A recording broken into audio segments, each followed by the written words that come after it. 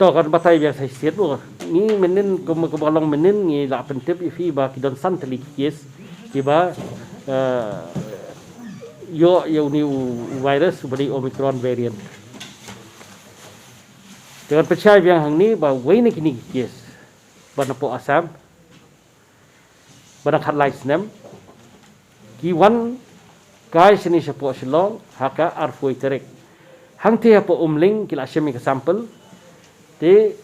kadi ke sampel kadang lej kadang poi sepo nong po bakin test nam ta ka nam tau new virus da ka RT-PCR ndrei kini bede sisteng lenti kili phai no tingi ngimbut din ni gini ki balik phai ne ki basi sa hai ngimbut din chu ngimbut din tang dangi layo ka report te dangi layo ka report bulang positif tingi awat yu ni dangi wat tingi syam bau ni pada menta ulali phai ka tu kaju ka si kam sa sini ta kadang menin mengiyo Omicron kadang ya dia ta ka report ke boong ba sa halang kerding mo ka wai ni kitu gesau ndai menta nga pensai bau ni ha ka tu ka arfoi terek hi li phai no ngila pentim spo keyboard ki beri pet ya kan ka bentah hapo asam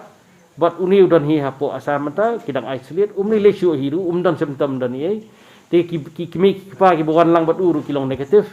but ibalong positif bobet hino ni kamot datang i kamera badan hak taka senang bagi sa hapo asam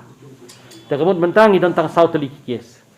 arteli kikis ki bang ipit ni hapo saiden kidai ki bang inata sedu arfsau ki arfu arfsau tarik kini ngisyam da ka genome sequencing ngilap bagi dai ki pelong positif yau Omicron ngiyo ikan report ka south tarik minen ti kum kalong hi nama ta COVID-19 barakhat ngilak hen ki nau ki ski barakhat kini kita jam lari ka ba iwei ibadai bawan napo Qatar iba isolate haye ibalong positif ini ru hadir kat tukar ni singi ngilak kerja no ispo ke Corona Care Center kau ini Corona Care Center but nak singi ki bagi ladap song hang tu mendan symptom dan ni ngilak hen ba ini ru ini tajam tak kamu dan stang iwe active case jong uni Omicron badan ni lain kha but itaru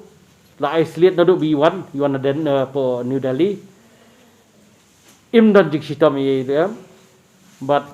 ni community hiru wangi ngaji ba tangkat tukan ni ini ru inyo ya kacingkot wapura